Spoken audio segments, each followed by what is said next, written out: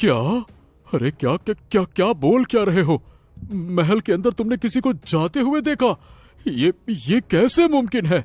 अरे जानते भी हो, अगर कोई उस महल के अंदर चला गया तो अनर्थ हो जाएगा।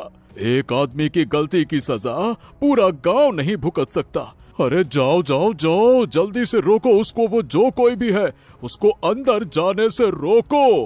अरे भूल गए क्या? सालों पहले जिसने महल का राज जानने की कोशिश की, उस रात गांव में क्या हुआ था?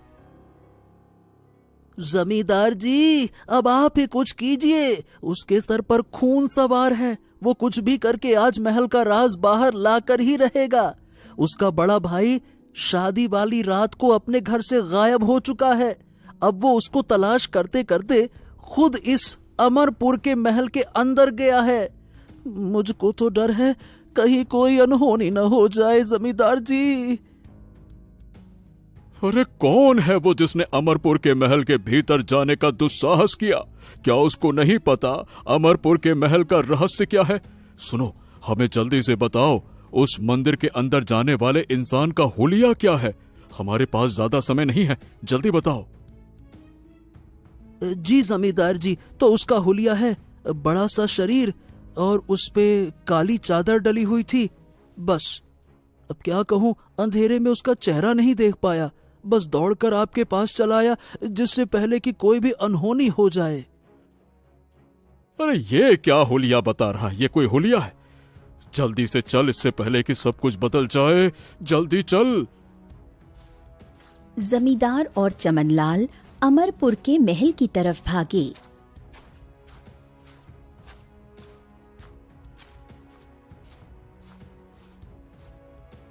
वो जैसे ही महल के पास पहुंचे, उन्होंने महल के द्वार पर एक आदमी को मुंह के बल पड़े देखा। ए चमनलाल, सीधा तो कर इसको। कौन है ये? अरे कहीं ये वो तो नहीं जो महल के अंदर जाना चाहता था? इतनी अंधेरी रात में महल के अंदर भला कौन जाना चाहेगा? अरे रे रे रे रे, डर के कारण बेहोश हो गया पहले ही। हमें तो पहले ही समझ जाना चाहिए था, ये अमरपुर के महल के अंदर जा ही नहीं पाएगा। सीधा कर इसको। चमनलाल ने उस आदमी को सीधा किया। वो दोनों चांद की रोशनी से उसका चेहरा देखने लगे। हाँ, अरे ये तो महल का पहरेदार श्याम है। हमने तो इसको महल का पहरा देने के लिए रखा था ताकि कोई अंदर न जाए। राम राम राम राम राम राम। अगर ये बेहोश हो गया तो इसका मतलब यही है कि जो कोई भी था उसने महल की चौखट लांग दी है। चमनलाल, जमींदार जी, ये बेहोश नहीं है, ये मर गया है। अब क्या करें? अरे क्या करे क्या? जल्दी से अंदर चल। नहीं नहीं नहीं नहीं नहीं नहीं नहीं जमींदार जी, मैं अंदर नहीं जा सकता। मेरे छोटे छोटे बच्चे हैं। मैं आपसे हाथ जोड़कर विनती करता हूँ, मुझे अंदर मत भेजिए। नहीं नहीं नहीं, मैं नहीं जाऊंगा।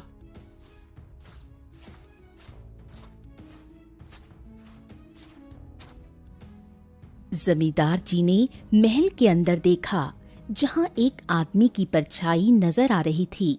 जमींदार जी ने आसमान की तरफ मायूस निगाहों से देखा और फिर अपने कुर्ते की जेब से एक पट्टी निकालकर अपनी आंख पे बांध ली और फिर उस तरफ बढ़े जहां उस आदमी की परछाई थी।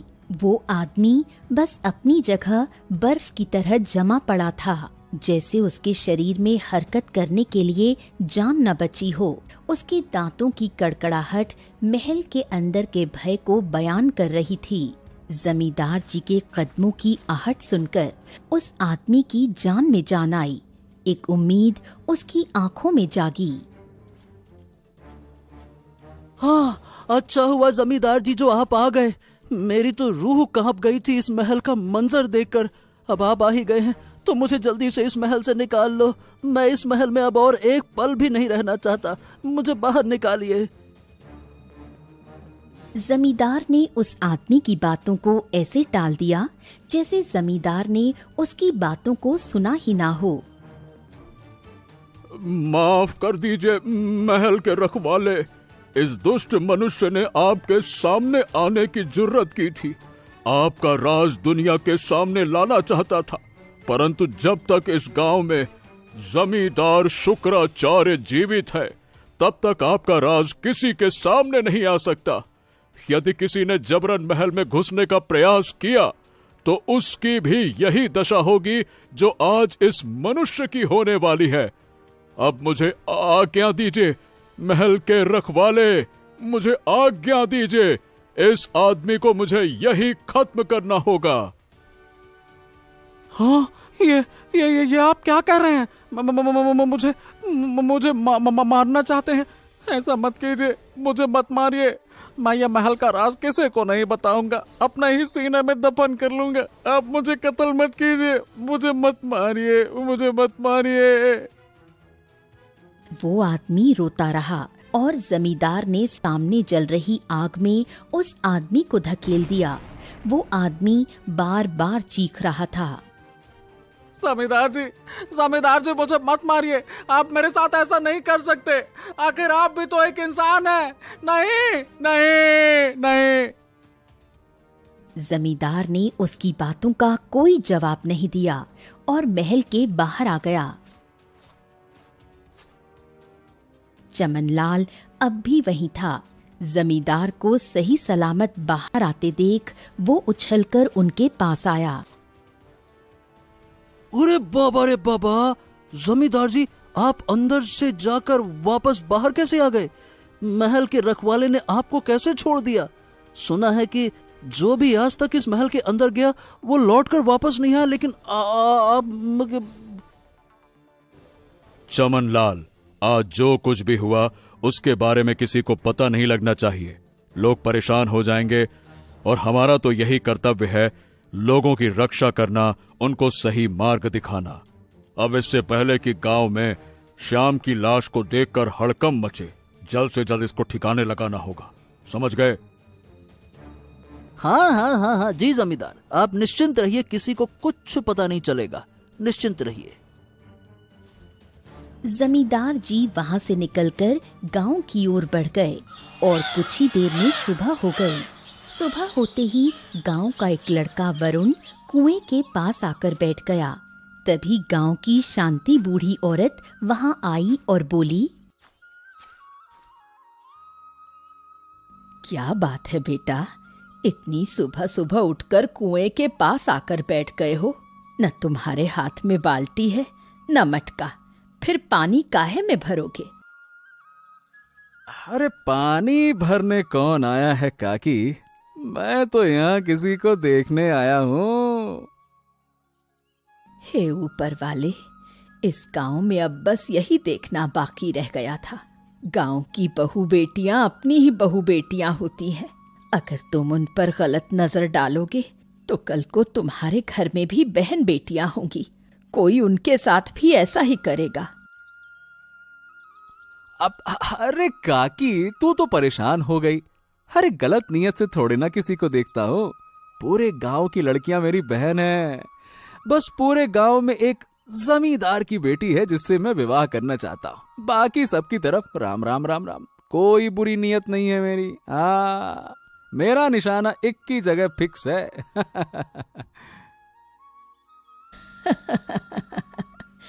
तू एक गरीब मछुआरे का बेटा, तुझे लगता है जमींदार तुझे अपनी बेटी को सौंप देगा?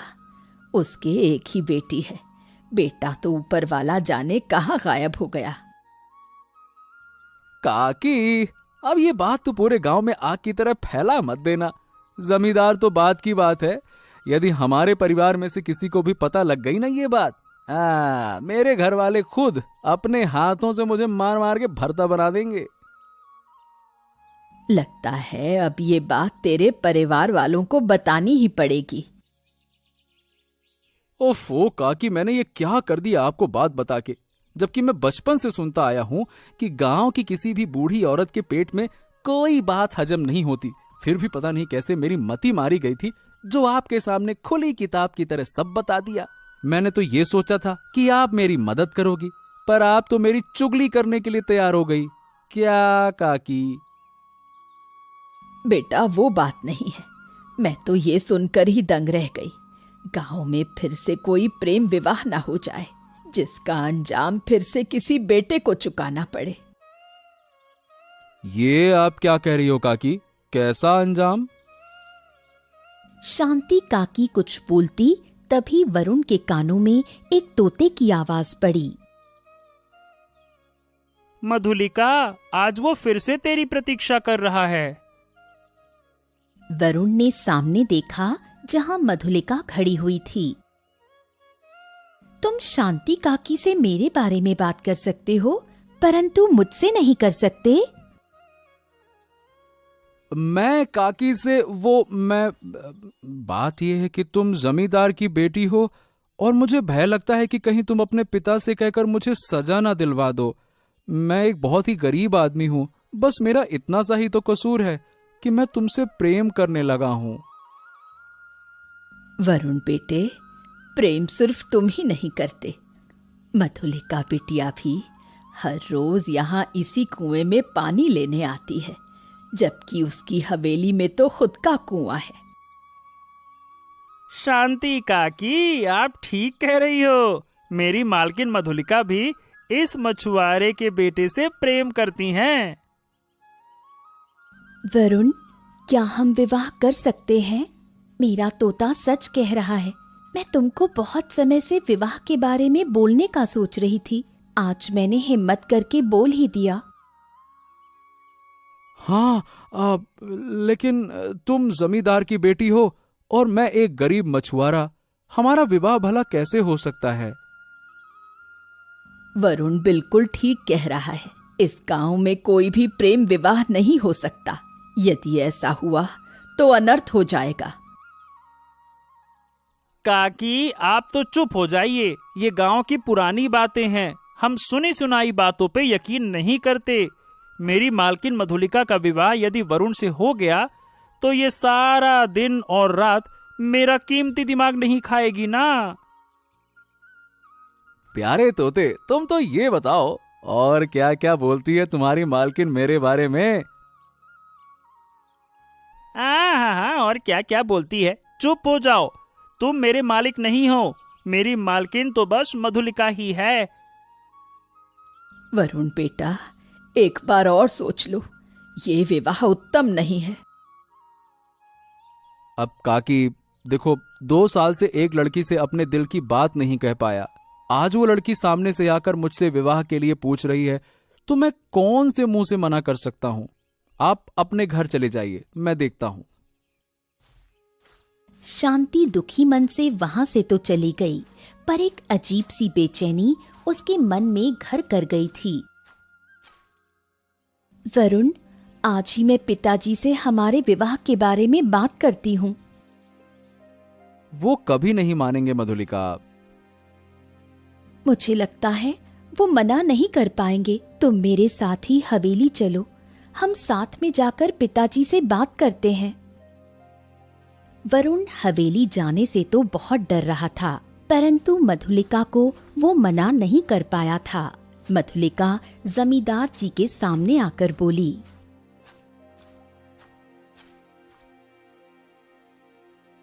पिताजी, ये वरुण है और मैं इससे प्रेम विवाह करना चाहती हूँ। हाँ, देखो बेटा, तुम मेरी इकलौती बेटी हो और जो भी हवेली में है वो सब तुम्हारा ही है। मेरे मरने के बाद सब तुम्हें और तुम्हारे पति को ही संभालना होगा। इसीलिए तुम जिससे चाहे उससे विवाह कर लो, मुझे कोई आपत्ति नहीं है। पिताजी, मुझे यकीन नहीं हो रहा, आप इतनी आसानी से मान कैसे गए? हाँ ठीक है, मैं भी अपने माँ और पिताजी को ये सब बता कर आता हूँ।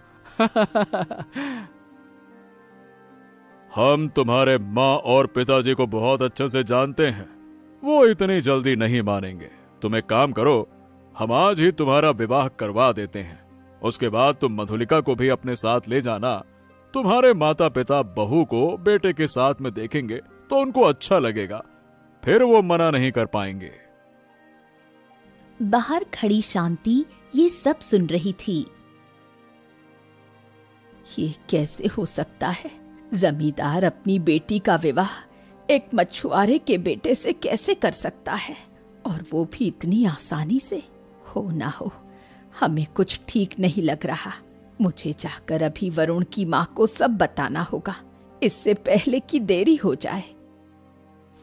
शांति गांव की तरफ को दौड़ी, पर जमींदार ने पंडित जी को बुलवाकर मधुलिका और वरुण का अपने ही घर में विवाह करा दिया। विवाह होने के बाद जमींदार ने वरुण से कहा, आज रात तुमको हमारा एक काम करना होगा, उसके बाद तुम मधुलिका को अपने घर ले जा सकते हो। ठीक है, जैसा आप कहें। हाँ तो ठीक है, चलो हमारे पीछे आओ।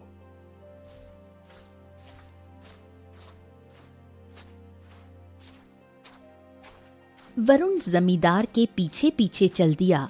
उसके मन में 1000 सवाल थे, पर उसकी गुर्बत ने एक भी बार उसका मुंह खोलने की इजाजत नहीं दी। चलते चलते रात गहरी हो गई।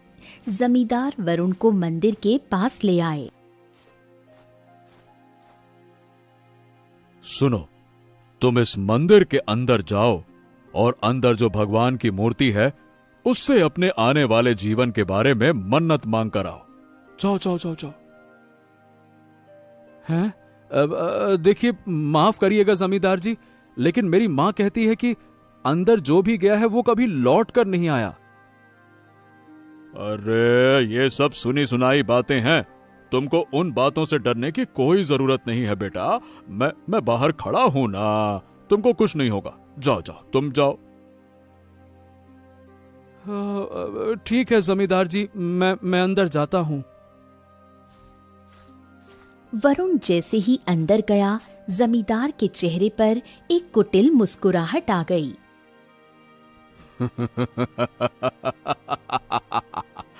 आज मेरा जीने का मकसद पूरा हो जाएगा। आज वरुण जिंदा लौटकर नहीं आ पाएगा। कुछ दूरी पे खड़ा तोता ये सब सुन रहा था। मालिक ने वरुण को इस मंदिर के अंदर भेज दिया, जिस मंदिर से आज तक कोई भी लौट कर नहीं आया। आज ही तो मेरी मालकिन मधुलिका का विवाह वरुण से हुआ था, फिर आज ही कैसे जमींदार जी वरुण को अंदर भेज सकते हैं? नहीं नहीं नहीं, मुझे जल्द से जल्द ये बात मधुलिका को बतानी होगी।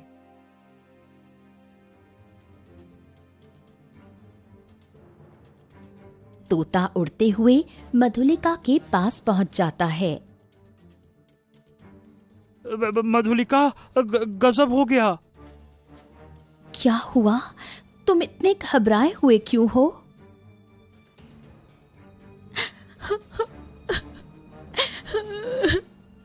पिताजी ऐसा कैसे कर सकते हैं?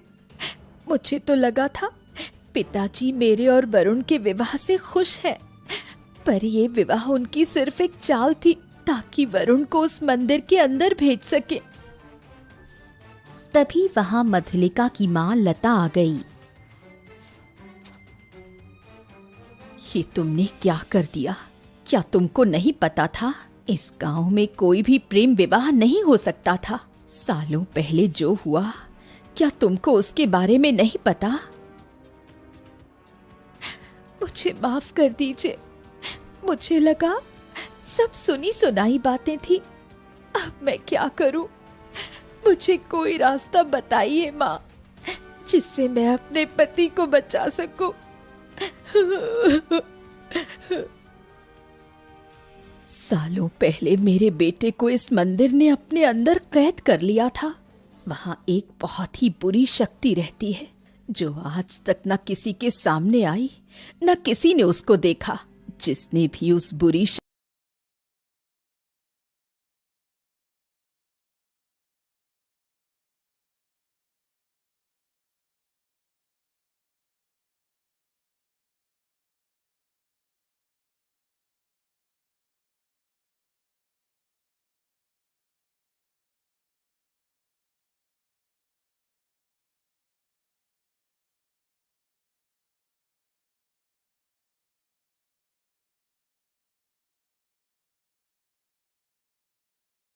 बेटे की आजादी का सबब हमारा दामाद ही बनेगा।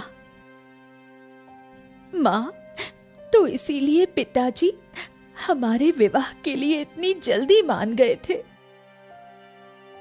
हाँ, सिर्फ यही वजह थी और इसीलिए उन्होंने मुझे हवेली में बंद कर दिया था ताकि ये बात मैं तुमको बता ना सकूं। आज मेरी लापरवाही से मेरा पति सूली पर चढ़ जाएगा। माँ, उसकी क्या गलती थी? वो किसी गरीब माँ का बेटा है। जो दर्द आप इतने सालों से झेल रही हो, आज फिर यही दर्द किसी और माँ को मिल जाएगा। कोई तो रास्ता होगा इसका। उस बुरी शक्ति ने आखिर भाई को क्यों अपने मंदिर में कैद कर रखा है? सालों पहले वो बुरी शक्ति इस गांव में आई थी और तुम्हारे पिताजी ने उसको नष्ट कर दिया था। वो नष्ट होकर भी बहुत ताकतवर हो गई और उसने मेरा 8 साल का बेटा अपने महल में कैद कर लिया। तब से वो बस यही कहती आती है, जिस दिन किसी नए जोड़े ने उसके कदमों में अपनी बलि दे दी, उस दिन वो हमारे बेटे को रिहा कर देगी। 20 साल हो गए हमें अपने बेटे को देखे हुए। अब क्या करें? मेरे पास एक जादुई अंगूठी है। यदि कोई उस अंगूठी को पहन ले तो वो बुरी शक्ति उसका कुछ नहीं बिगाड़ सकती। परंतु इतना कहकर लता चुप हो गई। परंतु क्या माँ? उस अंगूठी को पहनने के बाद वो बुरी शक्ति और हमारा बेटा दोनों ही हमेशा हमेशा के लिए नष्ट हो जाएंगे। 20 साल से जिस बेटे का हम इंतजार कर रहे हैं, उस बेटे से फिर कभी नहीं मिल पाएंगे। 19 साल पहले एक पंडित जी ने हमें ये अंगूठी दी थी ताकि उस बुरी शक्ति का हम विनाश कर सके। परंतु अपने बेटे को बचाने की चाह में हमने आज तक उस अंगूठी को बचा कर रखा है। ये सुनकर मधुलिका चुप हो गई। सोचने का समय नहीं है बेटा, हमको आज अपने बेटे को त्यागना ही होगा अपनी बेटी के सुहाग को बचाने के लिए। हमारा बेटा तो वैसे भी 20 साल से हमसे अलग ही है। एक आस थी जो आज टूट गई है। मैं क्या बोलूं माँ? एक तरफ मेरा भाई है और एक तरफ मेरा पति। मुझे तो समझ नहीं आ रहा मैं क्या बोलूं। तोते, ये लो अंगूठी और महल के अंदर जाकर वरुण को दे दो। अभी रात के दूसरे पहर में आधा घंटा बाकी है। यदि उस आधे घंटे से पहले हमने वरुण को बचा लिया तो ठीक है, नहीं तो वो बुरी शक्ति वरुण को अपने कब्जे में कर लेगी। तोते ने वो अंगूठी ली और उड़ते हुए महल के अंदर चला गया। महल के अंदर वरुण सहमा सा खड़ा हुआ था। तोते ने उसको वो अंगूठी दी और उसके कान में कुछ बोला। वरुण ने वो अंगूठी पहन ली और महल से बाहर आ गया। दोस्त, मैं समय पे ना पहुंचता तो आज सब बिखर जाता। हाँ बाप रे, बचपन से सुना था कि महल के अंदर सब कुछ भयानक है, परंतु महल के अंदर तो ऐसा कुछ भी नहीं है। आधे घंटे बाद सब बदल जाता। हैं? मैं कुछ समझा नहीं। तभी चांद की रोशनी वरुण की पहनी हुई अंगूठी पर पड़ी और फिर वही रोशनी महल पर पड़ी, जिससे महल बुरी तरह जलने लगा। मेरा बेटा! तभी लता और मधुलिका वहां आते हैं। संभालिए खुद को। अपने बेटे को बचाने के लिए किसी और के बेटे की बलि नहीं चढ़ाते। दुनिया का कोई भी बाप अपने बेटे को वैसे मरते नहीं देख सकता। दामाद भी बेटा ही होता है, बस आप एक बार समझ कर तो देखिए। मधुलिका अपने सामने अपने पति को देखकर बहुत खुश थी, पर उसको अपनी माँ का त्याग भी याद था। कैसे उसकी माँ ने बेटे को खोकर मधुलिका के सुहाग को बचाया था। उसके बाद सब घर आ गए और गांव में फिर से सब खुशी खुशी जीने लगे। फिर किसी को भी उस महल से डर नहीं लगा।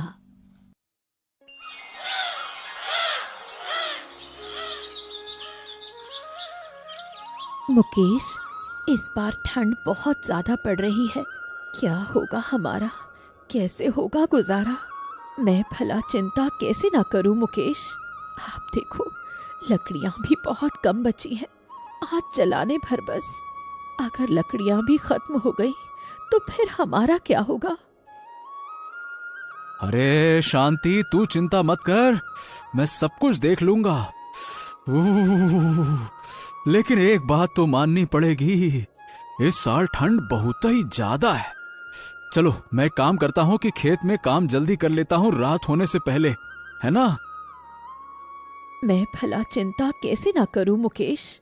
आप देखो, लकड़ियां भी बहुत कम बची हैं, आज जलाने भर बस। अगर लकड़ियां भी खत्म हो गई तो फिर हमारा क्या होगा? हाँ, ये बात तो सही कही तुमने शांति कि अगर हमारे पास थोड़ा पैसे ज्यादा होते तो हम लकड़ियां खरीद लेते। और अब इस कड़ाके की ठंड में जंगल जाकर लकड़ियां इकट्ठी करनी होंगी। चलो जाता हूं, अब क्या करें। इतना बोलकर मुकेश इस खतरनाक ठंड में घर से बाहर निकल जाता है। ठंड इतनी तेज पड़ रही होती है कि गांव के सारे लोग अपने अपने घर में होते हैं। ठंड के कारण धूप भी नहीं निकली थी। कैसे भी करके मुकेश अपने खेत के पास पहुंचता है।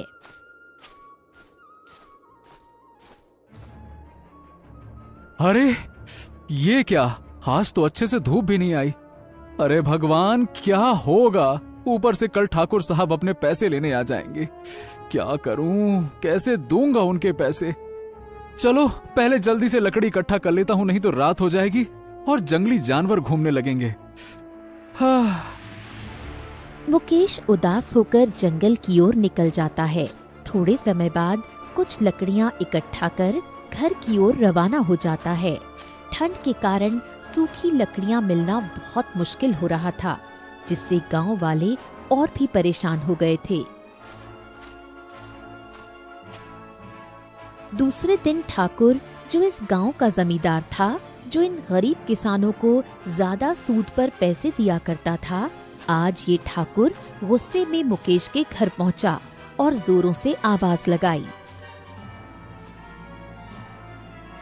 मुकेश, अरे ओ मुकेश, ए भैया, जल्दी से बाहर आजा, आजा आजा आजा।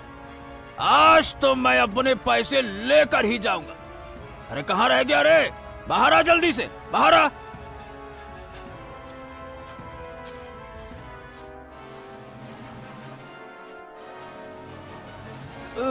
अरे ठाकुर साहब, आप यहाँ और इतने गुस्से में लग रहे हैं आप।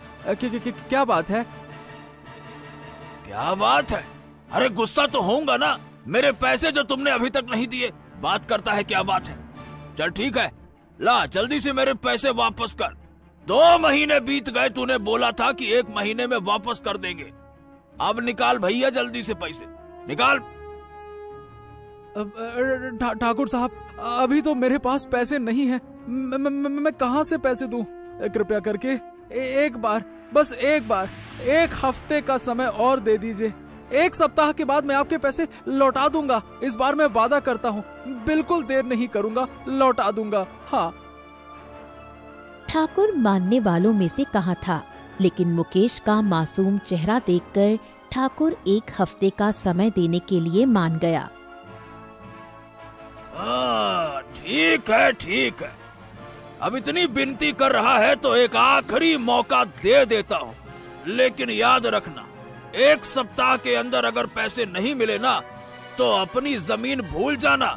मैं तेरी जमीन वापस ले लूंगा, याद रखना तू। चल। ये बोलकर ठाकुर वहाँ से चला जाता है। मुकेश और भी उदास हो गया।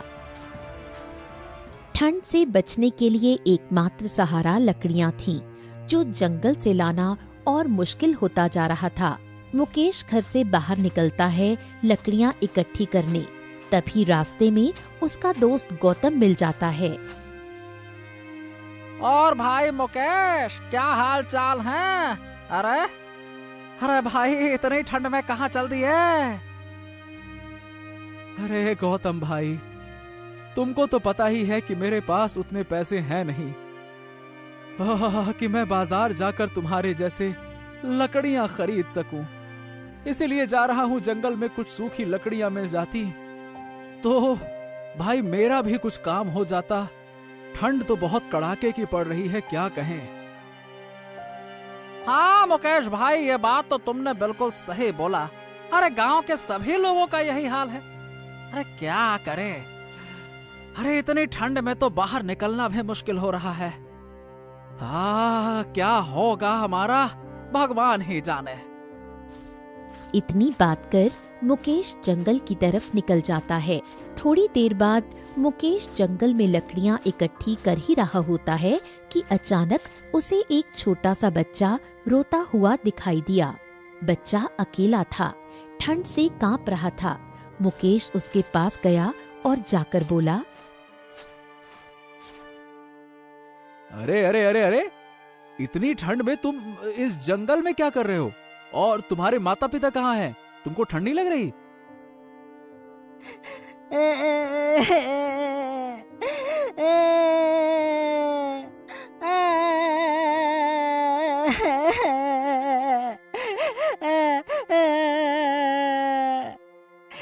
अरे अंकल, मैं अनाथ हूँ और 2 दिन से इस जंगल में भटक गया हूँ। अगर आपके पास थोड़ा खाना हो तो दे दीजिए, कृपा कर दीजिए, मैं भूखा हूँ।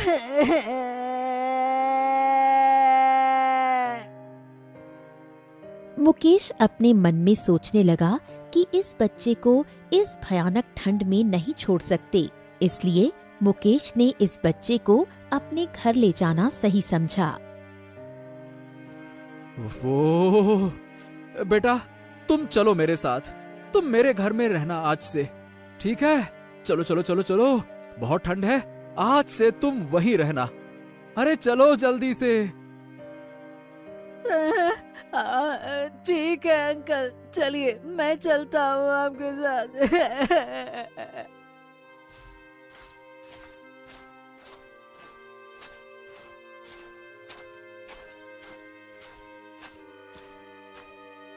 शांति पहले तो चिंतित हुई, लेकिन बच्चे की मासूमियत देखकर उसका दिल भी पिघल गया।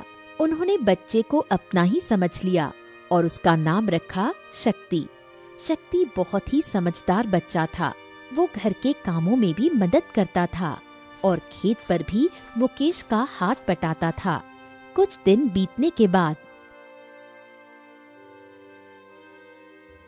अजी सुनिए, हम लोगों ने शक्ति को अपने साथ तो रख लिया, लेकिन अभी हमारे पास उतने पैसे नहीं हैं कि हम लोग उसकी सारी जरूरतें पूरी कर सके।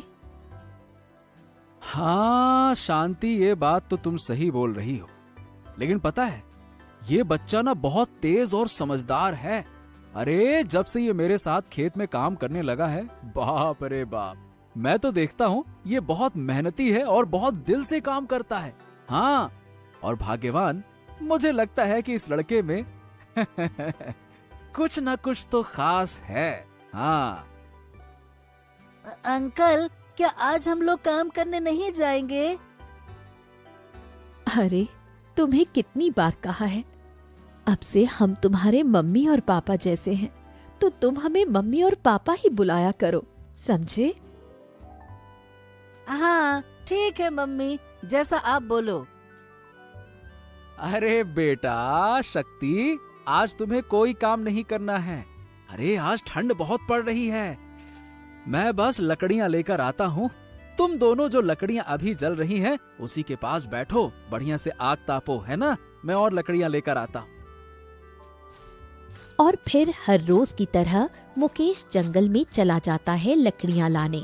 अगले दिन 1 हफ्ता पूरा हो गया था और अब ठाकुर मुकेश के घर पहुंच गया अपने पैसे लेने। अरे मुकेश, अरे ओ मुकेश बा, मुकेश, अरे जल्दी से बाहर आ, अरे बाहर आ, मुझे मेरे पैसे वापस कर। कहाँ है मुकेश? बाहर आ।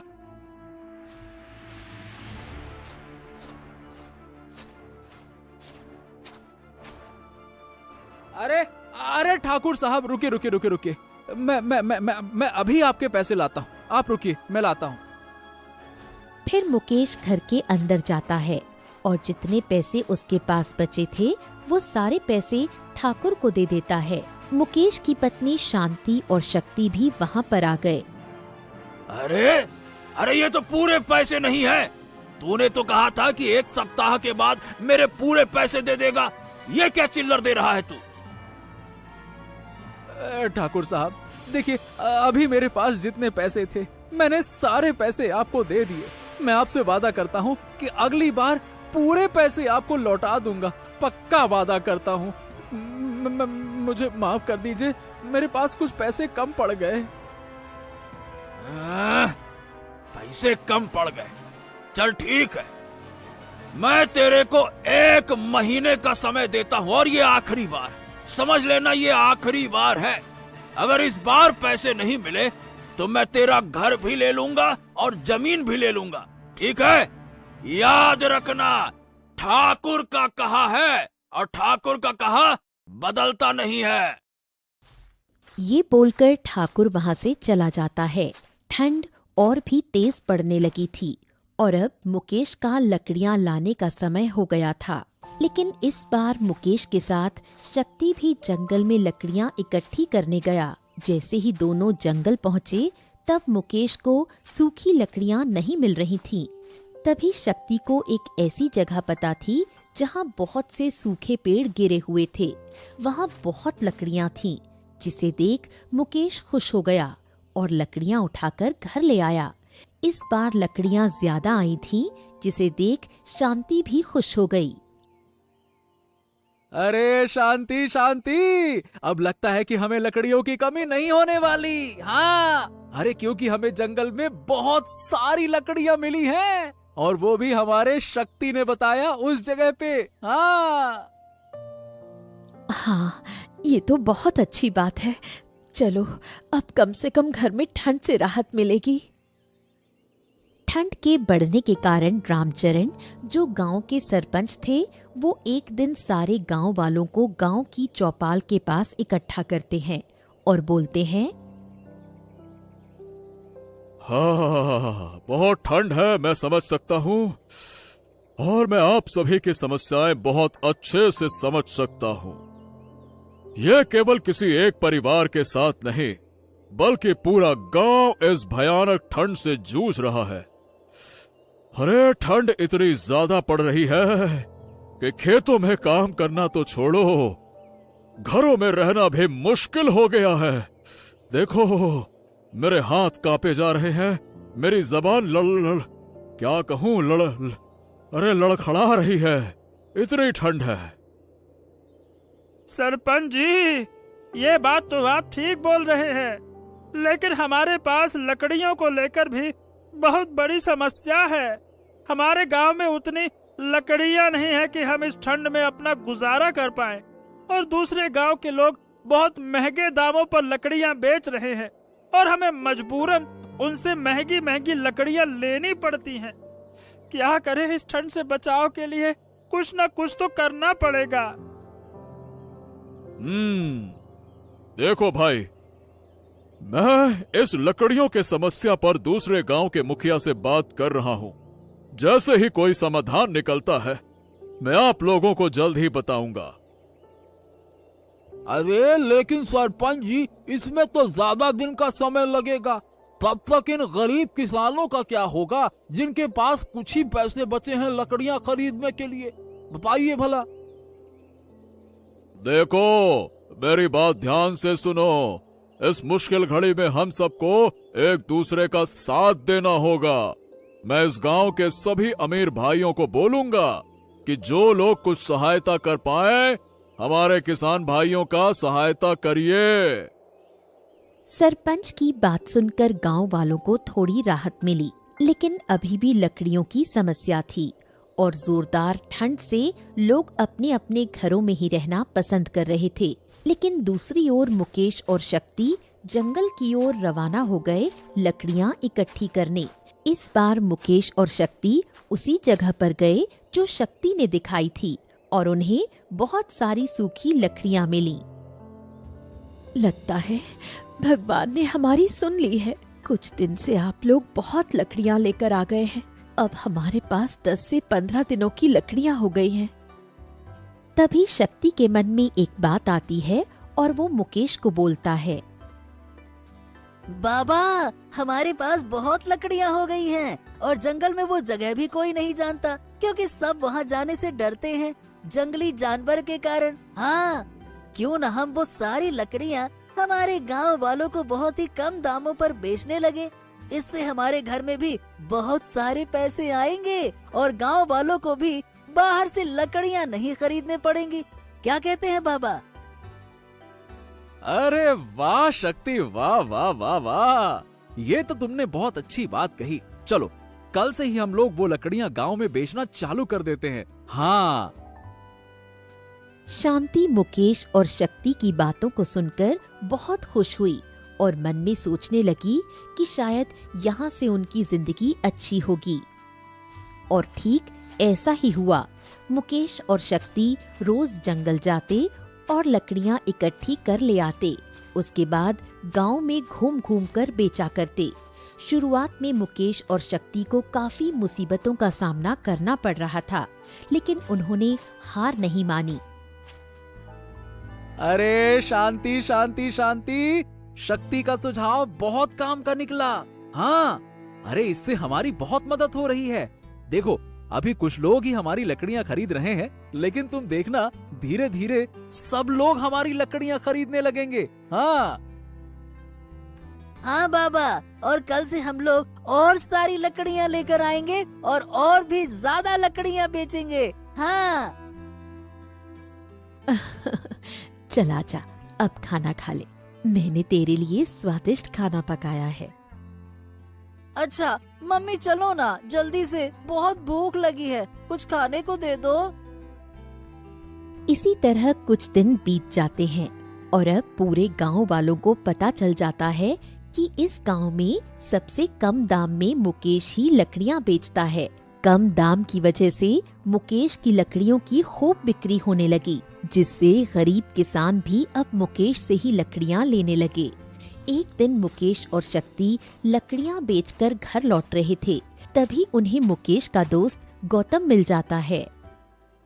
अरे मुकेश भैया, तुम्हारी लकड़ियां तो पूरे गांव में बिक रही हैं। यार तुम तो बहुत अच्छे विक्रेता बन गए हो।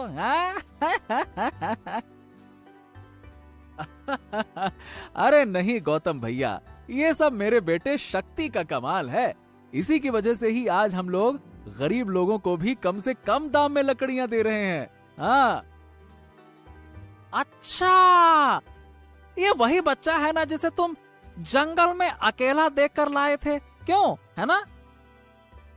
हाँ हाँ हाँ, ये वही है, लेकिन अब से ये हमारे घर का सदस्य है। अरे हमारा बेटा है ये अब तो। हाँ। चलो यार, ये सही हुआ तुम्हारे साथ। भाई भगवान ने भी एक होशियार बच्चे को तुम्हारे घर भेज दिया है। हाँ। मुकेश का दोस्त गौतम शक्ति की बहुत तारीफ करता है और ये भी बोलता है कि अब से वो रोज मुकेश से ही लकड़ियां खरीदा करेगा। दूसरी ओर मुकेश का कारोबार बहुत तेजी से पूरे गांव भर में फैल गया, जिसके कारण मुकेश की आर्थिक स्थिति सुधरने लगी। आज पूरा 1 महीना हो चुका था मुकेश को लकड़ियों का कारोबार संभालते हुए, और अब मुकेश गांव के एक अच्छे किसानों में से एक बन गया था, जिसने इतनी सर्दी में भी अपनी मेहनत और संघर्ष से पूरे गांव भर की लकड़ियों की समस्या को खत्म कर दिया, जिससे उसकी आर्थिक स्थिति में भी सुधार हो गया।